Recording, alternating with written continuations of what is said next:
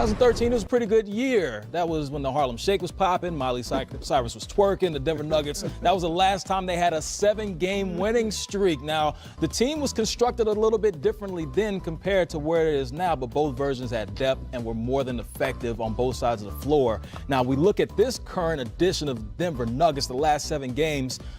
A lot of wins on the screen, of course, but there's some impressive teams that they've beaten. You look at the Thunder, who've been playing great over the last month and a half. The Lakers, the Raptors, the best team in the NBA according to record. When you see this, what does it tell you about Denver and the brand of basketball that they're playing this season?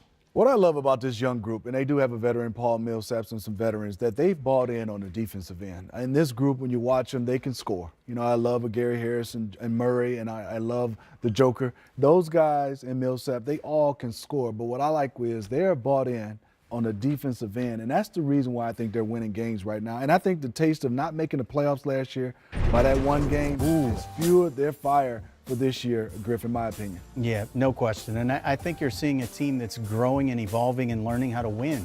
I mean, this is how it works. I mean, you experienced this firsthand, Smitty. You don't learn how to win until you go through it to get to it, right? Right. And Denver's now gone through it, and they're benefiting from that. Mike Malone in his 4th season has their attention. They understand what it looks like to play at a high level defensively. You know, we had the schedule there and the teams that they beat. This team, this Denver team in that 7-game span is 3rd in net rating over that period of time. They're outscoring opponents typically 10.9 points is net rating in every 100 possessions, 10.9 points.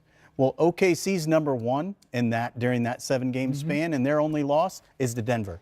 So Denver is playing at a tremendous level right now. It's not just that they're padding their stats against an easy schedule. They're playing this kind of defense against the best teams. And if you're Mike Malone, that's a really good sign. And what I love also, Ro, is a young team that doesn't turn the basketball over. And they're not really playing with a traditional point guard. Give them a lot of credit for guys making the right play. Usually young guys go on their own a lot. I thought they did that last year, but right now they are moving the basketball in bodies to getting good quality shots. And last year they had to because they didn't have Millsap. Yep. And so Millsap coming back is a big deal for them because you're right. Their whole team is designed so that their bigs make the plays. Jokic being as good a passer as you can possibly be as a big, and maybe as good a passer as you can be, period. So it works out really, really well with the talent that they have when their bigs are healthy.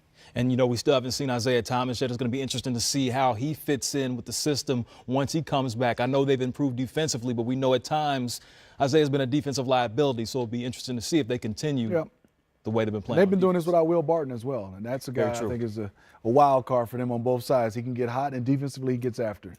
So we reported the trade earlier, so I'm just getting this news in and talk to me in my ear. The deal with the Cleveland Cavaliers and the Milwaukee Bucks, apparently there's a 3rd team that's been reported, and Sam Decker reportedly will be going to Washington.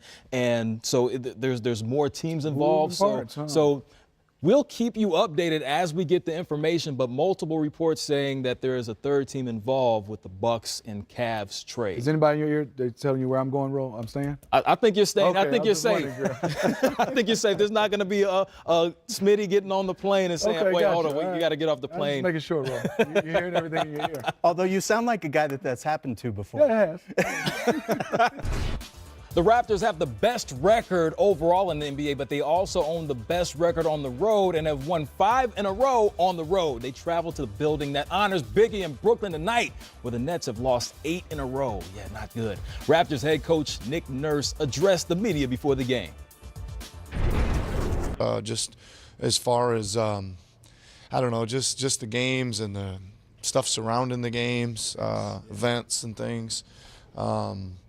And it's not sometimes the easiest. This is the greatest city in the world, right? But it sometimes makes it a long day to try to go get 45 minutes of work done, you know, going there and back and stuff like that. So combination of all that stuff, we're just trying to regroup a little bit and save our energy for the game, yeah.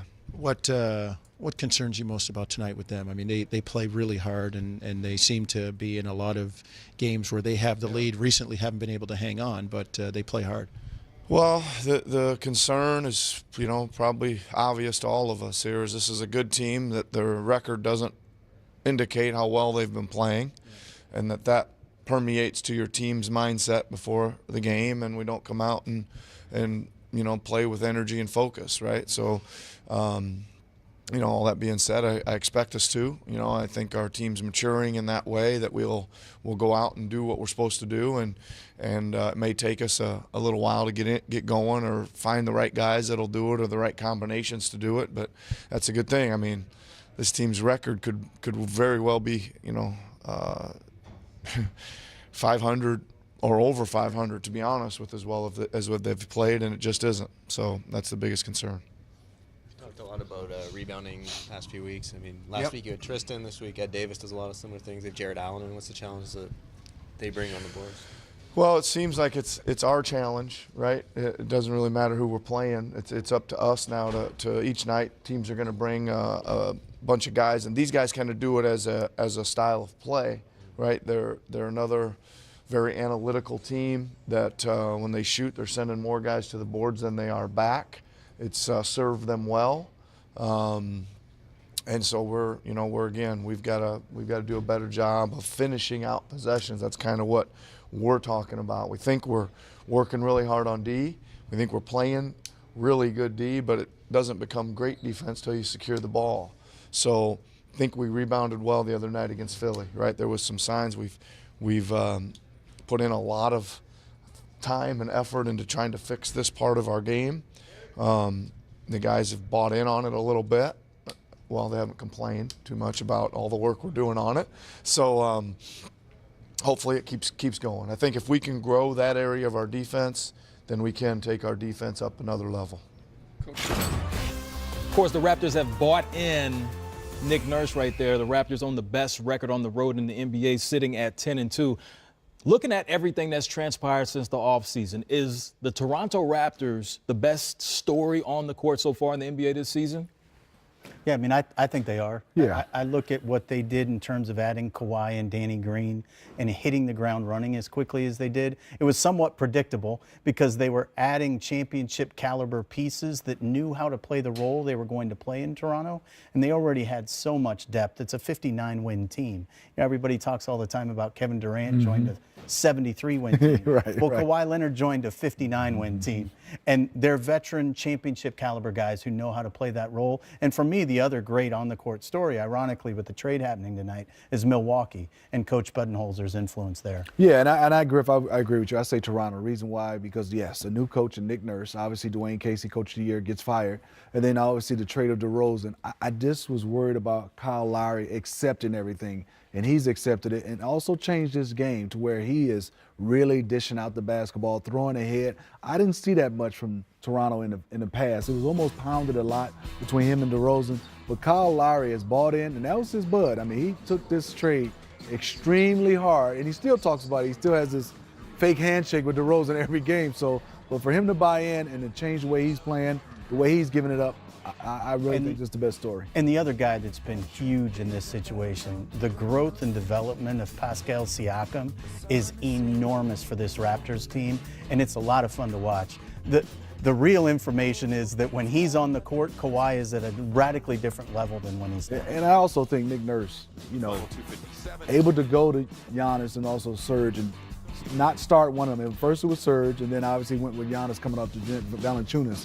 That's huge when guys are used to starting. That's hard for some veterans to take that demotion unless you're a character guy and it's all about winning. So, Griff, Masai Ujiri right now clearly rolled the dice in the offseason.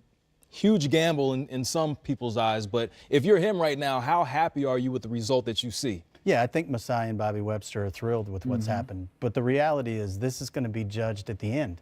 This is, can we get further in the playoffs? Are we more capable of trying to see this championship nucleus through to the end or not? And if they end up being upset in the second round of the playoffs, then they're going to feel this was not as successful because that's really what they're now judging themselves by. And it's a whole different world when the only thing that's going to mark success for your franchise is a championship or at least making it to the finals. Right. It changes your entire perspective on everything. Championship or bust is going to be interesting. I cannot wait to see, but we're going to take our time and look at the upcoming schedule for the Raptors. Who are they playing over the next week? You mentioned the Bucks, another great story. They go to the Clippers, who've been up and down like the stock market at the top of the Western Conference, then dropping. This is tough. This is a big time This is the test right here. This is the one you circle as a team, a veteran team, and his coaching staff and management say, let's see how we handle this one. Wins and losses, yes, but obviously there's going to be some adversity on this trip. We're going to send you west, and oh, by the way, we're going to drop Golden State on you as the second game of a back-to-back. Oh, yeah. Man. Can't wait for this. George, the jumper is good. It's a three. Plenty of time left. 6:45 remaining. George feeling it. Paul George puts it in from long range. Grant ahead for George. Look out. Paul George. The layup goes. Paul George soaring high for the Thunder. George gets around Dinwiddie. Corkscrews in for the bucket. The lead is down to 6. George crosses. George flips it in. Westbrook, 1-point game. Westbrook tosses. George, pump fake, 3 on the way. Yes! Paul George nails it. Paul George has come up huge for OKC. You know, there were no cupcakes served at the party this offseason when Russell Westbrook held it to announce Paul George was staying. It was all love then. It's still all love now. PG-13 coming off OKC high 47 points, including 25 in the fourth quarter. And a clutch 3 to put the cherry on top. Thunder visit the Bulls, who are trending downwards, clearly in the opposite direction. And they just relieved their coach, and they are moving in the opposite direction. But right now, we'll go to Billy Donovan, the head coach of the OKC Thunder. Well, I think there's, a lot of things to take from the game. One is I give our guys a lot of credit. There's so many possessions in an NBA game. They shot the ball well. We didn't defend the three-point line as well as we have during the course of the season. But I think our guys fight in their will and their resiliency to keep battling and have a belief that they can get back in the game and give themselves a chance. And that fourth quarter, certainly with the performance that Paul put on and the way he played, but really our whole entire team, just the energy, the positivity on the bench about believing they could get back in the game. You also take out of it, too, where, Paul's shot doesn't go in or they make a game-winning shot, with 3 seconds to go. It doesn't look like a great comeback. It looks like all the things that we did wrong. So I think you got to find, the positives in what was really, really good about the game. And then you got to really make the corrections that are necessary and learn from the things that we didn't do well. You out-rebounded them 24-8 down the stretch and held them to 29% field goal shooting. So it wasn't just that Paul went crazy and got hot. You had to do a lot of things to sort of dig in and make that happen. What stands out to you from that standpoint that maybe you're focusing on tonight against Chicago? Well, I thought there was 3 things that were important going in the game, would be important every game. Tonight's no exception. I think the first thing playing against, Brooklyn was we needed to win the turnover battle. I think anytime you're going on the road, you got to win the turnover battle. We had 10 turnovers in the first half. I think the other thing we talked about was we needed to win the free throw line battle. It was 18-5. They took 18 free throws to our 5 in the first half. And then the other part was, the defending of the three-point line. They really got going there. But even the rebounding part we talked about, they had 9 offensive rebounds. Besides Paul's incredible performance, we did those things at a high level in the second half. We kept them off the backboard. We got to the free throw line. We flipped the free throw line, and we took much, much better care of the basketball. This is something you really can't control, but is huge day for me and my family, but it's really not about that. It's about a young team that has to get better, and has a big game on Friday night in the United Center. So we got to do the basics better, and we got to compete. And we'll see what we do when the lights come on. Jim, same starters as Tuesday night? Yes. For those of us who weren't at shoot-around and such, can you update us on Portis and Dunn's injury statuses for tomorrow? They had a good day, and that's about all I got for you. There's a chance they could play tomorrow?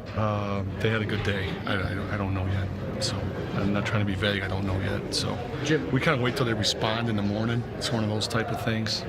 They do their check-in, and then we go from there. So they got through the day and did well, and our shoot-arounds are they're basically live shoot-arounds, so they did well. Jim, did the back-to-back factor in just kind of making sure to be overcautious with them? I mean, you don't want to throw 2 knee guys out there with back-to-backs. Yes, Joe. Yeah, absolutely. We've kind of been attached at the hip with our medical people, and just talk about it every day. We discuss it, and we'll see where it goes. So thank you. Yeah. Jim, when you're on the road, You said you play a certain style when you're on the road, a little more slower pace. So what do you do when you're at home? What I want is a team that can, the good teams I've been a part of, can play fast, they can play slow, but they always play smart. So I don't know if we're going to be a team that plays at an unbelievable pace or doesn't, but what I hope we can do is play winning basketball. On the road, I think you have to have a different mentality. I mean, I was on a 60-win Spurs team, and we were on the road. We played a different mentality. I was with the Rockets with Rudy Tomjanovich, and when we were on the road, we played with a different kind of mentality than we played at home. So I believe in that. I've been a part of it. I've seen it work. I don't know if our team even understands any of that. So this is a new ground for them. But, you know, I have too much respect for the league to think that you can just, you know, not prepare for those type of things and be ready for that. So, yeah, so we'll see. We'll see. Jim Boylen right now the head coach of the Chicago Bulls, starting with the Thunder, who the Bulls play tonight. Started the season 0-4. Now they've won 16 of their last 19. Appears that everything is hitting on full cylinders. The last game, you know, you have Paul George going off in the fourth quarter, Russ making all the right plays. When you watch the Oklahoma City Thunder right now, what do you see from that team? Well, two things stick out. They're defending, and they have the capability to defend. And then the second for me is they have a bench now, a reliable bench when you have Dennis Schroeder where he's playing. And then the third thing is, and it's a little thing is, but Dennis Schroeder is making practice better for Russell Westbrook. And people say, what do you mean? Over the years, I've looked at all the backup point guards, and nothing against Raymond Felton and DJ Augustine, but you're better because of practice. You win games because of practice. And I know Dennis Schroeder, the type of attitude that he has, the way he approaches the game, and also it has to be a little bit on his shoulder that he's not starting anymore. He's not a starting point guard. So I'm sure there's some competitive practices with Dennis Schroeder, and I just love the way Jeremy Grant has developed his jump shot and his all-around game as an offensive guy. Definitely made Carmelo Anthony expendable while he ends up going to another team. But Griff, going to the Chicago Bulls, the team still has single-digit wins. They relieved their coach earlier in the week. Number one, why do they do that now? And your thoughts just on the Bulls in general and what they're doing this season? It's fascinating to me, actually, and I think holding Fred Hoiberg responsible for this group, particularly with all the injuries they had, on the one hand is a really unfair thing. On the other hand, I understand why the front office wanted to do it when they wanted to do it. The schedule's getting a little more difficult, and at the same time, you're getting a little more healthy. So you're going to start to sprinkle in some guys that you've been without, and you're going to, and particularly as Markkanen finds his stride, right, you want to know that everyone's being held accountable as you go through this period of time. And if they didn't have a level of comfort with Fred, and whether they should or shouldn't have, we can get into that later. If they didn't have a level of comfort with Fred, they needed to do this. It's incumbent upon the organization to do what they think is best. And in the case of Jim Boylen, you're getting a guy who I have an incredible soft spot for. He was in the video room, won 2 championships with Akeem Olajuwon, actually worked with Akeem on the floor as a development coach. This is a guy who has truly paid his dues, a collegiate head coach at a very high level, and he is a grinder. He's an old school sort of throwback. He's a tough guy. And it reminds me a little bit of Scott Skiles in many ways. He's not going to let very many things slide. And I was actually at one of their practices earlier this year and saw him in full splendor. Jimmy B can coach a little bit, but he's not going to be somebody who takes it easy on guys. Not at all. And I had him at Michigan State. He's, like you said, he's a hard hat grinding guy, and he will challenge you. It won't be anything slipping. So I'm looking forward to him getting his opportunity. Obviously, don't like his expensive Fred Hoiberg, but you know, Jimmy is a guy that I think is going to hold guys accountable. You will see guys at least playing the right way. That might be what the Bulls need right now. Of course, we know that the roster is full of young talent, but full of guys like Markkanen. We haven't seen Bobby Portis in a while. Chris Dunn's only played 1 game so far this season. Like you said, Griff, speaking to your point, these guys are getting healthy. It's time to bring them back. Maybe it's time for a new voice. It's going to be interesting to see. Well, how does this work right here? He's yet to be an all-star, Mike Conley Jr., but that might change this season. He's averaging career highs in points and assists. And earlier, he joined Jared Greenberg on 10 Before Tip. whatever reason, the All-Star thing has just never happened. And for once, I just thought, hey, maybe I should let people know that, it does, it is on my agenda. It is something that I really want. The Grizzlies, this year versus last year. Last year, of course, we know they didn't play so well. This year, they're playing a lot better. The numbers say it all right there on the screen.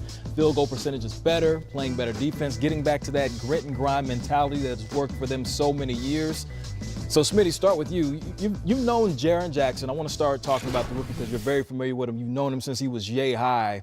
We'll talk about Conley in a second, but just the rookie's impact so far this season, what he's been able to bring to this team. Well, first of all, he's very talented and he's very young. But I think also you also tie that into the veterans in Marc Gasol and Mike Conley. They've had a big hand in this guy being successful. And the reason why I say that, you're only successful as your leaders. That's ownership, management, coaching, and then you got to have that leader on the court. And that's what Mike Conley and Marc Gasol is. And I think when you have leadership on the court, and for a young guy, this is the best possible scenario, I thought, for Jaren Jackson Jr. There was, he was thinking, where is he going, like all young guys. When he landed in Memphis, I said, this is going to be fantastic. One, you have Marc Gasol to learn from, also Marc Gasol to play with. He's a willing passer. And then you have Mike Conley, a quiet leader that understands what goes on off the court and on the court. And that's the reason why they're having success. Will there be a playoff team? We shall see. But they are playing above expectations. And J.B. Bickerstaff, he was one of my coaches when he was coaching with his dad in Charlotte. He's a throwback, old school type of guy. And I love, he doesn't have the shooting of everybody else. So I'm going to go back and play traditional two bigs and see what everybody can play against those guys. You also have Joakim Noah, who has recently joined the team. You talk about the mixture of the youth and the vets. Joakim, I don't know how much he has left in the tank, but it'll be interesting to see going down the stretch. But Griff, Gasol's been steady. Numbers seem to be consistent. Conley, does he truly have a chance to be an all-star this season in the thick Western Conference? Well, if you embrace somebody who is the reason a team wins basketball games, yes, he should be very much in consideration for All-Star.